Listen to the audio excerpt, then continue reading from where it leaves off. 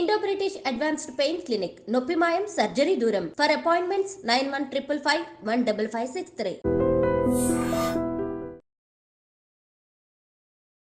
Welcome to iDream media. So ఇది winter season. వింటర్లో ఏంటంటే ఎక్కువగా హార్ట్ అటాక్ వస్తుంది, నైట్లో హార్ట్ అటాక్ ఎక్కువగా వస్తుంది, ఇక వాష్రూమ్కి వెళ్తే తొందరగా హార్ట్ అటాక్ వచ్చే పరిస్థితి ఉంటుంది ఈ సీజన్లో అంటారు. దీనిలో వాస్తవం ఎంత, మరి ఎటువంటి జాగ్రత్తలు తీసుకోవాలి? సో పూర్తి వివరాలు తెలుసుకుందాం. ఈరోజు మనతో పాటు ఉన్నారు ప్రముఖ interventional cardiologist doctor Lakkireddy Kiran Kumar Reddy గారు from owners heart institute. Doctor గారు నమస్తే. నమస్తే అండి. డాక్టర్ గారు, జనరల్గానే ఎన్నో కేసులు చూసుంటారు, ఎన్నో ఏళ్ళ ఎక్స్పీరియన్స్ మీది. అయితే చలికాలంలోనే హార్ట్ అటాక్స్ ఎక్కువగా వస్తాయి అంటారు, దీనిలో వాస్తవం ఎంత? అంటే హార్ట్ అటాక్స్ చలికాలంలో కొంచెం పెరిగే స్కోప్ అయితే ఉంటుందన్నమాట. సో యూజువల్గా మన classical heart attack related pain అని చెప్తాం, యాంజైనా అంటాం. సో యాంజైనా క్యారెక్టరిస్టిక్స్ ఉంటాయి కొన్ని. అంటే ఇప్పుడు పెయిన్ వస్తుంది, పెయిన్ ఎలా ఉంటుందంటే స్క్వీజింగ్ టైప్, అంటే మనల్ని చెస్ట్ రెండు చేతులతో గట్టిగా నొక్కేసినట్టు, లేదంటే ఒక 50 to 100 kgs బరువు పెట్టినట్లు ఉంటుందన్నమాట. That is typical of heart attack pain అనమాట. సో ఇవి ఒక్కొక్కసారి ఏమవుతుందంటే యూజువల్గా ఇంటెన్సిటీ అనేది కూడా ఇంపార్టెంట్. చాలా మంది కూర్చున్నట్లు ఉంటుంది అంటారు, అది non specific, but still you have to consider అట్లాంటి టైప్స్ కూడా. కూర్చున్నట్లుంటే కాదు, కూర్చున్నట్లు ఉంటే కూడా ఉండే అవకాశం ఉంటుంది. I will tell you after this. So ఈ పెయిన్ అనేది కూడా ఏమవుతుందంటే అక్యూట్ హార్ట్ అటాక్లో నిదానంగా ఇంటెన్సిటీ అనేది కూడా పెరుగుతూ పోతుంది. అండ్ దీని స్పెసిఫిక్ క్యారెక్టరిస్టిక్ ఏదంటే మీల్స్ చేసిన తర్వాత, అంటే ఏదైనా ఫుడ్ తీసుకున్న తర్వాత ఎక్కువయ్యే అవకాశం ఉండొచ్చు. దెన్ వర్క్, మనం స్టెప్స్ ఎక్కిన, ఎక్సర్సైజ్ కొంచెం చేసినా కానీ పెయిన్ ఎక్కువయ్యే ఛాన్స్ ఉంటుంది. నెక్స్ట్ కోల్డ్ వెదర్లో కూడా ఈ పెయిన్ అనేది ఎక్కువ ఉండే అవకాశం ఉంటుంది. ఇది క్లాసికల్ హార్ట్ అటాక్ పెయిన్ అంటాం. ఎందుకు వింటర్ సీజన్లో హార్ట్ అటాక్ ఎక్కువ అయ్యే అవకాశం ఉండొచ్చు అంటే, మన వింటర్ సీజన్లో ఏమవుతుందంటే వాసోస్పాజం, మన రక్తనాళాలు ఉంటాయి కదా, బ్లడ్ వెజల్స్ అనేది బాడీలో ముడుచుకుపోయే టెండెన్సీ ఉంటుందన్నమాట. వాసో కన్స్ట్రిక్షన్ అంటాం. స్పాజం, కోల్డ్కి స్పాజం అయ్యాయి. ఈ స్పాజం అయినప్పుడు మన బ్లడ్ వెజల్స్ అంతా కూడా చలికి, so to increase this thing మన body temperature, so what it will cause some pressure increase.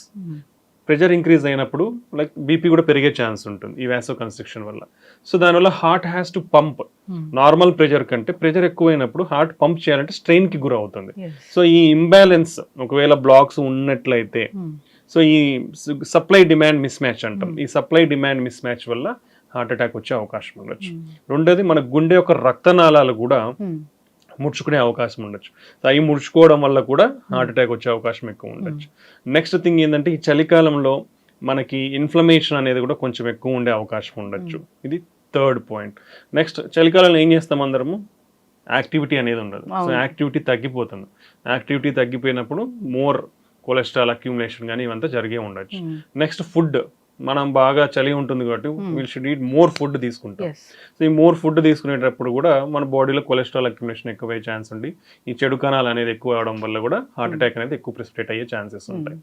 Next వచ్చేసి వాటర్ కూడా సరిగ్గా తీసుకోం. సో ఈ డీహైడ్రేషన్ వల్ల కూడా బ్లడ్ విస్కోసిటీ అనేది పెరిగి మన ఆ థిక్ అండ్ బ్లడ్ అనేది ఫ్లో అవడం వల్ల ప్రెషర్ పెరగడము, అండ్ ఆ థిక్ ఫ్లూయెన్సీ లేకపోవడం వల్ల కూడా బ్లడ్ క్లాట్ అయ్యే టెండెన్సీ ఎక్కువ ఉంటుంది. సో ఇలా చాలా రీజన్స్ వల్ల వింటర్ సీజన్లో హార్ట్ అటాక్ ఎక్కువ వచ్చే అవకాశం ఉంటుంది. కాబట్టి already risk factors like BP కానీ, షుగర్, కొలెస్ట్రాల్ ఇలాంటి వాళ్ళు, ఒబిసిటీ, ఊబకాయం ఉన్న వాళ్ళు చాలా జాగ్రత్తలు తీసుకోవాల్సిన అవసరం అయితే ఉంటుంది. ఎటువంటి చిన్న నొప్పి వచ్చినా కానీ నెగ్లెక్ట్ అయితే చేయకూడదు. సో నేను ఆల్రెడీ మీరు ఫస్ట్ అడిగినప్పుడు ప్రిక్కింగ్ అయితే కాదా హార్ట్ అటాక్ అంటే, క్లాసికల్ అంటాం. క్లాసికల్ అంటే ఇదైతే definitely heart attack. But any type, నాకు ఏదో మైల్డ్ పెయిన్ ఉంది, లేదా కూర్చున్నట్లు ఉంది, ఓన్లీ చెయ్యి నొప్పి మాత్రమే ఉంది, లేదా గొంతు నొప్పి వస్తూ ఉంది, లేదా ఒక్కొక్కసారి మనకి పొత్తి కడుపు అంటాం, ఇక్కడ మాత్రమే నొప్పి రావచ్చు, కొందరిలో ఓన్లీ చెమటలు మాత్రమే పట్టచ్చు. సో ఇలా ఏ సిమ్టమ్ ఉన్నా దాన్ని నెగ్లెక్ట్ చేయకూడదు. ఎందుకంటే మెయిన్ చెస్ట్ పెయిన్ అంటేనే ఫస్ట్ ఎవరికైనా గుర్తొచ్చేది హార్ట్ అటాక్, అదే గుర్తుకు రావాలి కూడా. ఎందుకంటే దాన్ని నెగ్లెక్ట్ చేసి ప్రాబబుల్ మజిల్ పెయిన్ కానీ, లేదంటే ప్రాబబుల్ గ్యాస్ట్రిక్ పెయిన్ అని డిలే చేయడం వల్ల మిస్ అవుతాం, విల్ మిస్ హార్ట్ అటాక్స్. ఈ మిస్ అయినప్పుడే డెత్స్ అనేది సంభవిస్తూ ఉంటాయి. హాస్పిటల్కి రీచ్ అవ్వకముందే ఎందుకు కొలాప్స్ అయిపోయినారు చాలా మంది ఎక్స్ప్రెస్ చేయరు. బేసికలీ లాట్ ఆఫ్ పీపుల్ ఏంటంటే దే వోంట్ ఎక్స్ప్రెస్. ఇప్పుడు ఫర్ సపోజ్ ఫ్యామిలీలోనే ఉన్నారు, చెస్ట్ పెయిన్ ఉంటుంది, బట్ హీ వోంట్ ఎక్స్ప్రెస్, ఏదో మైల్డ్ పెయిన్ అనుకొని ఇంట్లో వాళ్ళకు చెప్పరు. సో నెగ్లెక్ట్ అయిపోతుంది. అది సివియర్ అయ్యేసరికి you may have time or you don't have time ఉండొచ్చు, ఉండకపోవచ్చు హాస్పిటల్కి రీచ్ అయ్యేదానికి. సో ఈ నెగ్లిజెన్స్ అనేది చెస్ట్ పెయిన్లో ఎప్పుడు కూడా వహించవద్దు. అది గ్యాస్ట్రిక్ అయినా అవనివ్వండి, లేదా మజిల్ పెయిన్ అవనివ్వండి, మీకు సివియర్ పెయిన్ ఉంది, దానివల్ల డిస్కంఫర్ట్ ఉంది, you are not able to sit quietly, or మీరు ఎయిర్ హంగర్ ఎక్కువ ఉంది, ఏదో శ్వాస ఆడట్లేదనే ఫీలింగ్ ఉండొచ్చు కొందరిలో, లేదా నాజియా వామిటింగ్ అంటాం, అది కూడా ఉండే ఛాన్స్ ఉండొచ్చు. ఇలాంటి సిమ్టమ్స్ ఉన్నప్పుడు ఇమీడియట్ గా ఇప్పుడు మెడికల్ డయాగ్నోస్టిక్ ఫెసిలిటీస్ అనేది every area nook and corner ప్రతి చోట వచ్చేసినాయి. So hardly 100 meters or 200 meters లో ఒక డయాగ్నోస్టిక్ ఫెసిలిటీ ఉంటుంది, లేదంటే ఒక క్లినిక్ ఉంటుంది, లేదా నర్సింగ్ హోమ్ ఉంటుంది. ఎక్కడికో ఒక చోటుకి వెళ్ళి వాళ్ళ ఈ సిమ్టమ్స్ చెప్పి నాకు ఒక ఈసీజీ కావాలని అడిగితే ఎవరైనా తీస్తారు. ఆ ఈసీజీ క్లారిటీగా డయాగ్నోస్ అయిపోతుంది. So acute heart attack diagnose చేయడానికి ఒకే ఒక investigation is enough. First investigation is ECG. ECG is very very affordable to everybody, ఎవరికైనా అఫోర్డబుల్ ప్రైస్ లోనే ఉంటుంది అది. సో ఆ ఈసీజీ తీయించుకోవడం వల్ల హార్ట్ అటాక్ ఉందా లేదా అని తెలుస్తుంది. ఉందనుకోండి, మీకు ఇమీడియట్ గా లోడింగ్ డోసెస్ అనేది ఇస్తారు, 3 drugs. అది తీసుకుంటే కొంచెం సేఫ్టీ అయ్యే ఛాన్స్ ఉంటుంది. దెన్ ఇమీడియట్ గా ఎక్కడికైతే ఆ ఫెసిలిటీస్, క్యాథ్ ల్యాబ్ ఫెసిలిటీస్ ఉన్నాయో, అలాంటి కార్డియాలజీ స్పెషలిస్ట్ ఉన్నాయో షిఫ్ట్ చేస్తారు డాక్టర్లు. దానివల్ల మీ ప్రాణం కాపాడుతుంది. లేదు ఒకవేళ ఈసీజీ నార్మల్ ఉంది, fine, then second line of testing ఉంటుంది. పర్టికులర్లీ ఇవంతా కూడా ఎవరు గుర్తుకు పెట్టుకోవాలంటే మోర్ దెన్ 30 years. ప్రీవియస్ గా హార్ట్ అటాక్స్ అంటే 60 years దాటితేనే అనేది నోషన్ హ్యాస్ బీన్ డన్. అది స్లోగా 50 yearsకి వచ్చింది. Now it is came up to 30 years. More than 30 years particularly symptom any risk factors అంటాం, లైక్ బీపీ, షుగర్, కొలెస్ట్రాల్, ఇంట్లో వాళ్ళకి ఎవరికైనా గుండె జబ్బులు ఉన్న, క్రానిక్ స్మోకర్, క్రానిక్ ఆల్కహాలిక్స్, ఊబకాయం ఎక్కువ ఉన్న వాళ్ళు, ఎక్కువ స్ట్రెస్ తీసుకునే వాళ్ళు, వీళ్ళందరూ కూడా జాగ్రత్తగా ఉండాలి ఈ సిమ్టమ్స్ వచ్చినప్పుడు. సో వాళ్ళైతే డెఫినెట్లీ నెగ్లిజెన్స్ అయితే పాటించవద్దు. నెగ్లిజెన్స్ లేకుండా ఈసీజీ తీయించుకుంటే వాళ్ళకి తెలిసిపోతుంది ప్రాబ్లం ఉందా లేదా అనేసి. ఒకవేళ ప్రాబ్లం లేదనిపిస్తే ఫైన్, డాక్టర్ అనేది సెకండ్ లైన్ ఆఫ్ టెస్ట్ ఏంటంటే బ్లడ్ టెస్ట్ ఒకటి ఉంటుంది, ట్రోపోనిన్ టెస్ట్ అంటాం. ఈ 2 టెస్ట్ల వల్ల మీకు అక్యూట్గా డేంజర్ ఉందా లేదా అనేది క్లారిటీగా తెలిసిపోతుంది. ఈ 2 నెగిటివ్ ఉన్నాయంటే మీరు కూడా ఊపిరి పీల్చుకొని సేఫ్ అనేది సేఫ్ జోన్ లోకి వచ్చే అవకాశం ఉంటుంది. Probable next they will think this muscle pain or bone pain or gastric pain అనేది ఫర్దర్ ఎవాల్యుయేషన్. అవి అంత డేంజరస్ కాదు కాబట్టి యువర్ లైఫ్ ఇస్ సేవ్డ్. అదే మీరు ముందుగానే ఇది గ్యాస్ట్రిక్ పెయిన్ అనుకోని లేదా మజిల్ పెయిన్ అనుకోని ఇలా నెగ్లెక్ట్ చేస్తే మాత్రం ప్రాణం పోయే అవకాశం ఉంటుంది. ఈ బ్లడ్ టెస్ట్ మీరు ఏదైతే చెప్పారో జనరల్గా హాస్పిటల్కి వెళ్ళాకే చేయించుకోవాలా, లేదంటే ఎప్పుడైనా మాకు నార్మల్గా ఒకసారి గుండె ఎలా ఉందో చెక్ చేసుకోవాలనుకున్నప్పుడు చేయించుకోవచ్చా? యూజువల్గా ట్రోపోనిన్ టెస్ట్ అనేది అక్యూట్ హార్ట్ అటాక్ లోనే సజెస్ట్ చేస్తాం. సో నార్మల్గా అయితే అవసరం లేదు యూజువల్గా టెస్ట్ అనేది. సో బట్ నార్మల్ కూడా చేయించుకునే వాళ్ళు చేయించుకోవచ్చు. ఇట్ విల్ సమ్ టైమ్స్ కొందరిలో ఏంటంటే క్రానిక్ అండర్లయింగ్ హార్ట్ ప్రాబ్లమ్స్ ఏమన్నా ఉన్నా కానీ తెలిసే అవకాశం ఉండొచ్చు. But usually it is indicated in acute heart attacks, అది ఒక indication. Second, already heart problems ఉన్న వాళ్ళలో హార్ట్ ఫెయిల్యూర్ డెవలప్ అయినప్పుడు కానివ్వండి, ఇలాంటి టైంలో we will suggest for those people అనమాట. అందరికీ అయితే అవసరం లేదు ట్రోపోనిన్ టెస్ట్. సో అక్యూట్ గా sudden onset chest pain, ECG ఒకవేళ నార్మల్ ఉంది, still better to rule out with more precision అంటే ట్రోపోనిన్ బ్లడ్ టెస్ట్. ఈ 2 నెగిటివ్ ఉన్నాయా, fine, slowly we can evaluate. ఈ 2 అనేది చాలా ఇంపార్టెంట్. సో ఎవరైనా more than 30 years chest pain అనేది నెగ్లెక్ట్ చేయకూడదు. ఎందుకంటే 30 years తర్వాత నుంచి కూడా హార్ట్ అటాక్స్ అనేది చాలా ఎక్కువ అయిపోయినాయి. నెగ్లెక్ట్ చేసినారా ప్రాణాన్ని కోల్పోయినట్టు. బికాస్ మీ ప్రాణం ఒక్కటి కాదు పోయేది, అందరూ గుర్తుకు పెట్టుకోవాల్సినది. This is my personal experience. If one person's life is gone in the productive age, from 30 to 50 or 60 years, total family will go back by 30 years. So always think whenever you are ఎవరికైనా problem వచ్చినప్పుడు మీది నాకున్నది ఏం కాదనే చులకన భావం చాలా మందికి ఉంటుంది. నేను చాలా ఫిట్ గా ఉంటాను, నాకెందుకు వస్తుంది, ఇవన్నీ చులకన భావం. మన ఆరోగ్యం మీద మనకే శ్రద్ధ లేకపోవడం అనమాట. అలాంటిది ఎప్పుడు కూడా ఎవరు వహించద్దు. సో ఛాతీ నొప్పి ఉంటే ఇమీడియట్ గా ఒక ఈసీజీ తీయించుకోండి. Think about your total family, because they are always depends on you and you have to take care of them. So అదే ఆలోచించి మీరు ఇమీడియట్ గా టెస్ట్, దాంట్లో పోయేది ఎవ్వరికి నష్టపోయేది అయితే ఏమీ ఉండదు. చిన్న టెస్ట్ సమ్ 100 to 300 rupees కంటే ఉండదు ఈసీజీ అనేది. దాంతో తెలిసిపోతుంది. నార్మల్ ఉంటే ఎవ్రీబడి ఈస్ హ్యాపీ, అబ్ నార్మల్ ఉంటే మీకు ట్రీట్మెంట్ అందుతుంది, మీ లైఫ్ సేవ్ చేసుకున్న వాళ్ళు అవుతారు. అయితే డాక్టర్ గారు ఈసీజీలో ఎంతటి ప్రాబ్లం అయినా తెలుస్తుందా అండి? ఈసీజీలో చాలా బేసికలీ ఈసీజీ అనేది మన హార్ట్ యొక్క ఎలక్ట్రికల్ యాక్టివిటీని డిటెక్ట్ చేస్తుంది అనమాట. సో ఎనీ చేంజెస్ మన మజిల్స్లో కానివ్వండి, వాల్ ప్రాబ్లమ్స్, ఎలక్ట్రికల్ కండక్షన్ సిస్టంలోనే ప్రాబ్లమ్స్ కానివ్వండి, మనకు చాలా తెలుస్తాయి. ఇప్పుడు ఛాంబర్ హైపర్ట్రోఫీ అంటాం, కింద 2 గదులు పైన 2 గదులు ఉంటాయి గుండెలో. ఆ రెండిట్లో ఏది ఉబ్బినా మనకు చేంజెస్ కనిపిస్తాయి ఈసీజీలో. నెక్స్ట్ మన ఎలక్ట్రికల్ కండక్షన్ సిస్టమ్ అనేది ఒక కరెంట్ సిస్టమ్ లాంటిది అనమాట. సో పైన ఒక మెయిన్ స్విచ్ ఉంటుంది, దాన్ని ఎస్ఏ నోడ్ అంటాం. నెక్స్ట్ అది పై గదులకు స్ప్రెడ్ అయ్యి మధ్యలో ఒక మోడరేటర్ స్విచ్ లాంటిది ఉంటుంది, ఏవీ నోడ్ అంటాం. ఆ నుంచి ఇంకా తీగల్లాగా మన కింద గదులకి ఫైబర్స్ ఉంటాయి, ఆ ఫైబర్స్ ద్వారా స్ప్రెడ్ అవుతుంది. ఎలక్ట్రికల్ యాక్టివిటీ వచ్చినప్పుడు గుండె అనేది పైన కొట్టుకుంటుంది, మళ్ళీ కింద కొట్టుకుంటుంది. ఇది సీక్వెన్స్ లో కొట్టుకోవాలి. సో ఇక్కడ ఎక్కడ బ్లాక్ ఉన్నా మనకు తెలిసిపోతుంది. సో పైన మెయిన్ స్విచ్ సరిగ్గా లేదనుకోండి హార్ట్ రేట్ పడిపోతుంది. ఈ మోడరేటర్ స్విచ్ లో కూడా ప్రాబ్లం ఉందనుకోండి, మనకి కింద పైన ఒక రేట్ ఉంటుంది, కింద ఒక రేట్ ఉంటుంది. ఈ డిస్టర్బెన్స్ ఏవీ బ్లాక్ అంటాం, ఇది కూడా చాలా సిగ్నిఫికెంట్. సో ఇవన్నీ కూడా తెలుస్తాయి మనకి. సో అలాగనే వాల్వ్ లీక్ అవుతుంది, వాల్వ్ లీక్ అయితే ఛాంబర్స్ అనేది పెరుగుతాయి అనమాట. సో ఈ changes and even some congenital heart problems, చిన్నపిల్లలు వచ్చే జబ్బులు కూడా కొన్ని ఈసీజీలో కనుక్కోండి. టెకికార్డియా అంటాం, హార్ట్ రేట్ పెరిగినప్పుడు ఎందువల్ల వస్తుందనేది చాలా రకాలు ఉంటాయి. దాదాపు ఒక 20 రకాల హార్ట్ రేట్ అబ్నార్మాలిటీస్ ఉంటాయి, హై రేట్ అబ్నార్మాలిటీస్, అవన్నీ కూడా తెలుసుకోవచ్చు. So ECG will give lot of information. Electrolyte problems, electrolyte disturbances అంటాం, అంటే మన లవణాలు అంటాం కదా, సోడియం పొటాషియం, ఆ డిస్టర్బెన్సెస్ ఉన్నా మనకి ఈసీజీ తెలుస్తాయి. సో ఇలా ఎవ్రీథింగ్, ఈవెన్ హైపోథర్మియా, చలి బాగా అఫెక్ట్ అయిన వాళ్ళు కూడా చేంజెస్, మార్పులు వస్తాయి. డ్రగ్ చేంజెస్ ఉంటాయి, కొన్ని డ్రగ్స్ వాడితే కూడా ఈసీజీలో మార్పులు వస్తాయి. లాంగ్ క్యూటీ సిండ్రోమ్స్ కానివ్వండి, ఇలా మార్పులు వస్తాయి. సో ఇవన్నీ కూడా ఈసీజీలో చాలా వరకు మెజారిటీ ఆఫ్ ద ఇన్ఫర్మేషన్ తెలుస్తుంది. And only one strong investigation and very cheap investigation for diagnosing heart attacks is ECG. Yes, అయితే డాక్టర్ గారు ఇప్పుడు చెప్పిన ఈ చలికాలంలో ఇలా ఈ ప్రాబ్లం వస్తుంది అనేది మెన్ అండ్ ఉమెన్ లో కూడా చూస్తామా? డెఫినెట్లీ అండి. యూజువల్గా మెన్ అండ్ ఉమెన్ కి మేజర్ డిఫరెన్సెస్ అయితే ఉండవు. స్టిల్ చెప్పాలంటే women are most neglected in clinical స్టడీస్లో కానివ్వండి, యాక్చువల్గా సొసైటీలో కానివ్వండి. ఎందుకంటే వాళ్ళ హెల్త్ అనేది వాళ్ళు బేసికల్లీ చెప్పరు. దెన్ వాళ్ళు చెప్పినా చాలా మంది అంత సీరియస్నెస్ కానీ ఇంపార్టెన్స్ కానీ ఉండదు. ఏదో వర్క్ రిలేటెడ్ ఇంకోటి అనుకుంటారు. బట్ మెన్తో పాటు ఉమెన్ కూడా ఆర్ ఈక్వల్లీ అఫెక్టెడ్.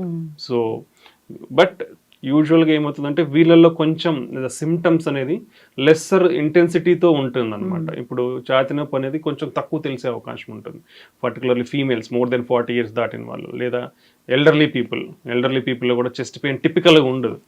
డయాబెటిక్స్లో కూడా ఛాతీ నొప్పి వస్తే టిపికల్గా ఇంటెన్సిటీ ఉండదు.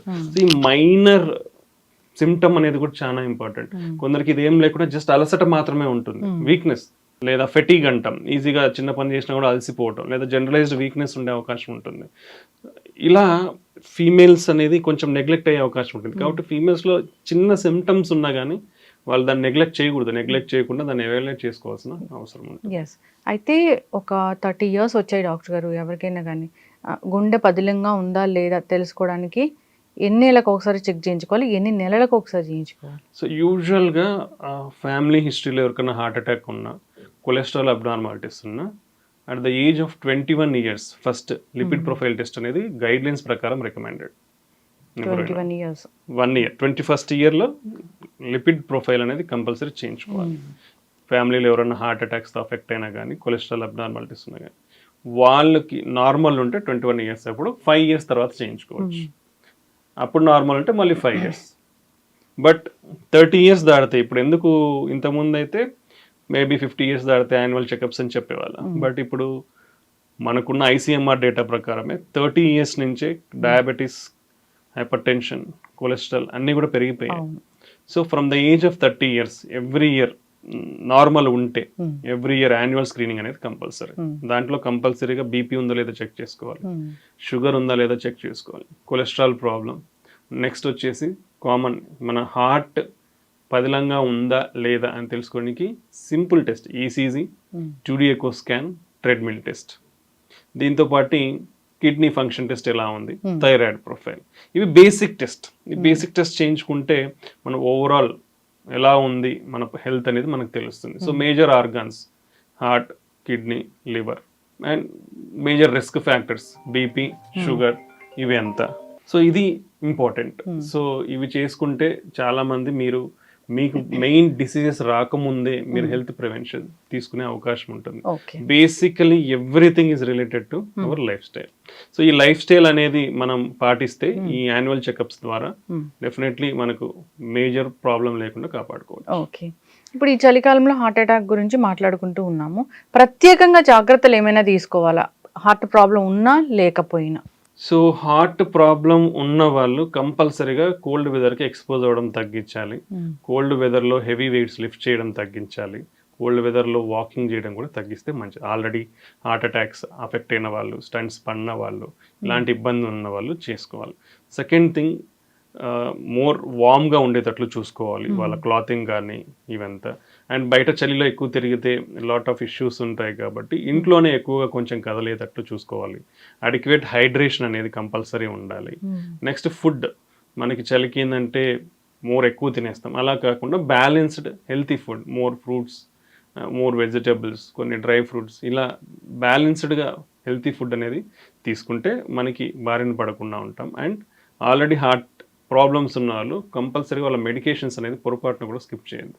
Cholesterol lowering agent, blood thinner అనేది కంపల్సరీ. అండ్ షుగర్ అనేది స్ట్రిక్ట్ కంట్రోల్లో ఉండాలి. HbA1c ఎవ్రీ 3 months చెక్ చేయించుకుని దాన్ని కంట్రోల్లో పెట్టుకోవాలి.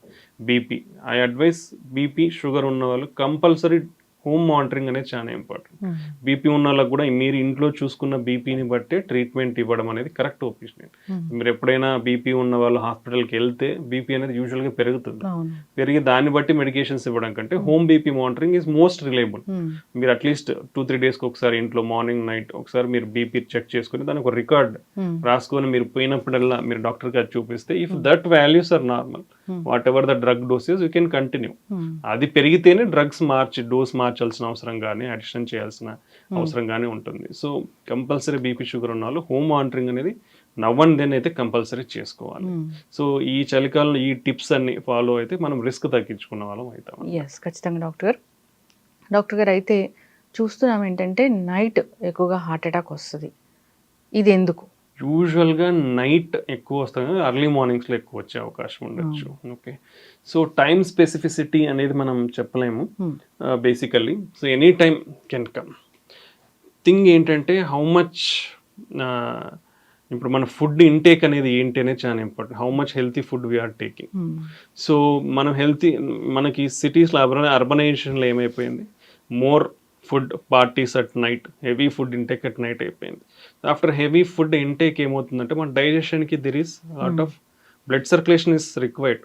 సో మనకి అది అక్కడ ఎక్కువ అయిపోయి మనకి నిజంగానే బ్లాక్స్ గిన ఏమన్నా ఉంటే then supply demand mismatch అనేది ఏర్పడుతుంది. ఆ సప్లై డిమాండ్ మిస్ మ్యాచ్లో మనకి ఈ ప్రాబ్లం అనేది వచ్చి హార్ట్ అటాక్ వచ్చే అవకాశం ఉండొచ్చు అనమాట.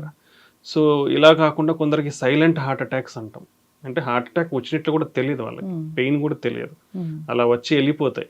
సో ఈ సైలెంట్ హార్ట్ అటాక్స్లో కొందరికి ఇమీడియట్గా స్పాంటేనియస్ రీకెనలైజేషన్ అంటాం, అంటే బ్లడ్ క్లాట్ ఫామ్ అయ్యి హార్ట్ అటాక్ వస్తుంది, అది వచ్చిన తర్వాత స్పాంటేనియస్ కూడా ఓపెన్ అయిపోతుంది అనమాట.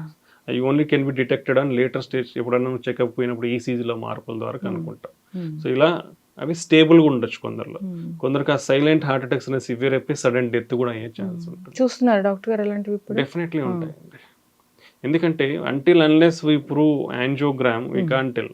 బట్ మేము కొన్ని కేస్ సినారియోస్లో చూస్తాం వాళ్ళకి పెద్ద సిమ్టమ్స్ ఉండవు. చాలామంది కూడా బికాస్ ఆఫ్ నాన్ ఎక్స్ప్రెషన్, చాలామంది ఎక్స్ప్రెస్ చెయ్యరు. మన ఇండియన్ సినారియోలో వాళ్ళకున్న డిస్కంఫర్ట్ని, హై డిస్కంఫర్ట్ ఉంటే లో లెవెల్లోనే మనకి ఎక్స్ప్రెస్ చేస్తారు. But if you see angiogram, all 3 vessels will be block. So ఇలాంటి సినారియోస్ చాలా చూసాం మేము. అందుకే ఈవెన్ స్మాలెస్ట్ సిమ్టమ్ ఉన్నా వీ హ్యావ్ టు ఎవాల్యుయేట్. అది చేసినప్పుడే ప్రాపర్ కేర్ తీసుకున్న వాళ్ళం అవుతాం. So you can see the statistics, our average life span is 65 years or 67 years. But if you take other countries like Singapore, it is around 83 years. Why? Something is called preventive health checkups. ఆ preventive health checkups వల్ల మన risk factors ముందే identify చేసుకొని మనం దాన్ని నివారించి లేదా కంట్రోల్లో పెట్టుకునే అవకాశం ఉంటుంది. So that's the way we can improve our health. మన ఇండియన్స్ 65 అంతేనా? 67 what is according to the data. అయితే ఈ జాగ్రత్తలు అయితే ఖచ్చితంగా తీసుకోవాలి. నైట్ ఇంకా ఈ లేట్ ఫుడ్ ఇలాంటి కాకుండా ఇంకేముంటాయి doctor? Better is finish your food by 8 o'clock and take a gap of at least 2 to 3 hours between food and your sleep. That is most important. And if you are able to walk, you can do light walking at night. So that మనకి digestion అనేది కూడా కొంచెం అవ్వడం వల్ల discomfort అనేది ఉండదు. So ఇవి follow అవ్వాలి. And take a light food at night, like roti or some fruits. Heavy food అనేది you should avoid at night. Heavy food you can eat in the morning or you can eat in the afternoon. But night finish better by 7 to 8 and take light food at the night. Okay.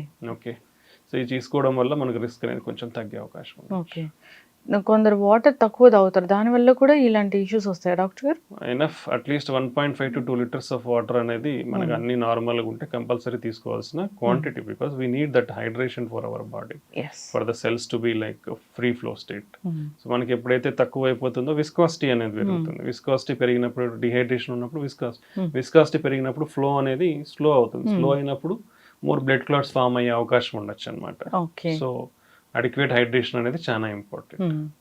అయితే doctor గారు, ఇప్పుడు హార్ట్కి ఏదో ఒకలాంటి treatment జరిగింది, so వాళ్ళని చాలా జాగ్రత్తగా మానిటర్ చేయాలి. సో వాష్రూమ్కి వెళ్ళినప్పుడు ఎక్కువగా చనిపోతూ ఉంటారు ఈ ప్రాబ్లం ఉన్న వాళ్ళు అంటారు, అది ఎందుకు? సో ఆల్రెడీ హార్ట్ అటాక్స్తో అఫెక్ట్ అయిన వాళ్ళు కానీ లేదా స్టంట్స్తో అఫెక్ట్ అయిన వాళ్ళు కానీ, సో ఇవన్నిటికీ ఏంటంటే స్లీప్లో నుంచి మనం సడన్గా లేచి వెళ్ళినప్పుడు like body will get in more more energies required for the heart to pump. So ఆ sudden conversion from mobile state నుంచి వెళ్ళినప్పుడు మనకి సప్లై డిమాండ్ మిస్ మ్యాచ్ అవ్వడం కానీ, ఓకే, సో అలా అవ్వడం వల్ల ప్రాబబ్లీ జరిగే అవకాశాలు ఉంటాయి అన్నమాట. బ్లడ్ సర్క్యులేషన్ క్లాట్స్ అవ్వడం కానివ్వండి, ఇన్ఫ్లమేషన్ పెరిగి సడన్ గా ఈ ప్లాక్ ఏదైతే ఉంటుందో రప్చర్ అవ్వడం కానీ ఇలా ఉండే అవకాశం ఉండొచ్చు. దాన్ని ఒక్కొక్కసారి జరిగే అవకాశం ఉండొచ్చు. ఇవన్నిటికంటే కూడా నీ ప్రయర్ అండర్లైంగ్ రిస్క్ ఫ్యాక్టర్స్ ఎంత కంట్రోల్లో ఉన్నాయనేది చాలా ఇంపార్టెంట్. సో ఇప్పుడు షుగర్ ఉంటుంది, అన్కంట్రోల్డ్ ఉందనుకోండి, వాళ్ళకి ఇలా జరిగే అవకాశం ఎక్కువ ఉండొచ్చు. బీపీ అన్కంట్రోల్డ్ ఉండేది అనుకోండి, ఇలా జరిగే అవకాశం ఎక్కువ ఉండొచ్చు. సో ఇవన్నీ కూడా చాలా ఇంపార్టెంట్. ఓన్లీ లైక్ మన జనరల్ థింగ్సే కాకుండా రిస్క్ ఫ్యాక్టర్స్ అన్నీ కూడా కంట్రోల్లో ఉండాలి.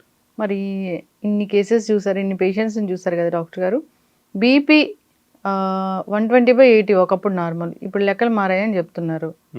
సో 140/90 ఉన్నా ఓకేనా? లెక్కలు ఎప్పుడు మారు. BP 120/80 is normal, 130/85 is border line. Okay, 140/90 is hypertension. So always you should try to keep your BP less than 130/85.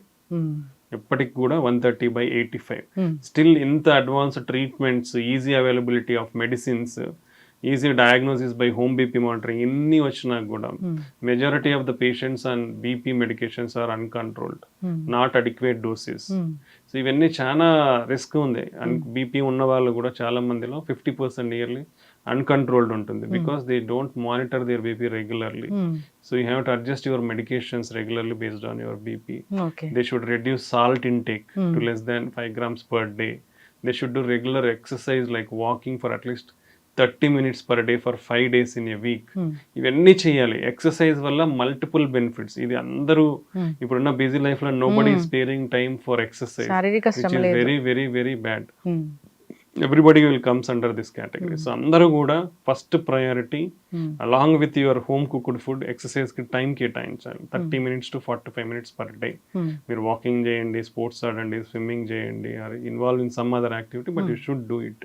నేను రెగ్యులర్గా నడుస్తూనే ఉంటాను, నాకేం అవసరం, but spare separate time for that. So that is most important. So exercise వల్ల BP అనేది control అయ్యే chance, sugar control అవుతుంది, ఇన్సులిన్ సెన్సిటివిటీ పెరుగుతుంది, ఇన్సులిన్ రెసిస్టెన్స్ అనేది తగ్గుతుంది, కొలెస్ట్రాల్ ప్రొఫైల్ అనేది మారుతుంది, ఎల్డిఎల్ కొలెస్ట్రాల్ తగ్గుతుంది, హెచ్డిఎల్ పెరిగి, ఇవన్నీ ఇంప్రూవ్మెంట్స్ ఉంటాయి ఎక్సర్సైజ్తో అపార్ట్ ఫ్రమ్ ఫుడ్. సో మనకి రెండే important, good food, good healthy food, good exercise, good sleep. ఈ మూడు important. Sound sleep is also very important. An adult at least 7 to 8 hours good sleep ఉండాలి. If you sleep is less, your stress will increase. Stress will increase again your blood pressure and other inflammation, మన చెడు అంతా పెరిగి more heart attacks, more brain strokes కూడా వచ్చే అవకాశం. Okay, అయితే doctor గారు చివరిగా ఈ బీపీ ఒకసారి వస్తే అది పూర్తి స్థాయిలో మందులు మానేయడానికి అవ్వదా? See, depends, we'll categorize as two, essential hypertension and secondary hypertension అంటాం. So essential hypertension with age అనేది మనకు వస్తుంది, like genetic factors, lot of factors ఉంటాయి, హెరిడిటరీ ఇది అంతా.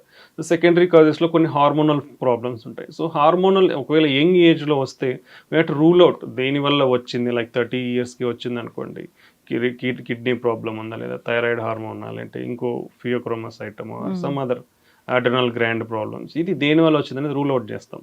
అది రూల్ అవుట్ చేసిన తర్వాత we label it as essential hypertension.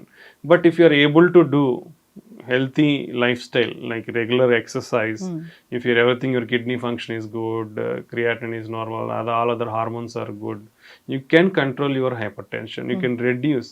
అంటే వెరీ అన్రీచబుల్ లెవెల్స్ అనేది ఫస్ట్ నుంచి ఎవరికి ఉండదు, అండర్లయింగ్ ఏ ప్రాబ్లం లేకుండా స్లోగానే స్టార్ట్ అవుతుంది. So if you do all these things sincerely with yoga, meditation, exercise, more fruits and vegetables. So like everybody has to take more fruits and vegetables. Nearly 3 to 5 times fruits and vegetables తీసుకోవాలి per day. I think more than 50% of the people in India fruits వారంలో ఒక్కసారే తీసుకుంటారు. How much వ్యత్యాసం ఉంది ఇక్కడ. So even vegetables కూడా daily 3 times తీసుకునే వాళ్ళు ఓన్లీ 20% మాత్రమే ఉన్నారు. So 80% are not taking. So you have to change our diet. So more fruits and vegetables, reduce our salt intake, reduce our fat, oils, fried foods, processed foods. ఇప్పుడు అంతా easy delivery అయిపోయినప్పటి నుంచి fast foods, packed foods అలవాటు అయిపోయింది. They are all harmful according to the data whatever it is. So better convert to a healthy balanced diet. Yes, that is most important. And then regular exercise. ఈ దీనిలతో మన బీపీని కూడా control చేసుకొని you can get down your drugs. But అది drugs తగ్గించేటప్పుడు కూడా will slowly bring it down. ఒకేసారి అన్ని మానేస్తే మళ్ళీ రీబౌండ్ హైపర్ టెన్షన్ ఉండే ఛాన్స్ ఉండొచ్చు. So slow by slow multiple drugs ఉన్నారంటే డ్రగ్స్ తగ్గించడం, డోస్ ఉందంటే డోస్ తగ్గించుకుంటూ రావడం. సో ఆ విధంగా మీ బీపీ మెయింటైన్ అవుతుంది without much requirement of drugs. అంటే we can reduce all the drugs also. And again will monitor that BP. ఆపేసిన తర్వాత కూడా మినిమం 1 year వరకు మానిటర్ చేయాలి. నార్మల్గా ఉందా, మళ్ళీ పెరుగుతూ ఉందేమో అనేది we have to monitor that. 1 year తర్వాత ఆర్ 1-2 years వరకు కూడా లేదు అనుకోండి, mostly it was settled with your healthy life style.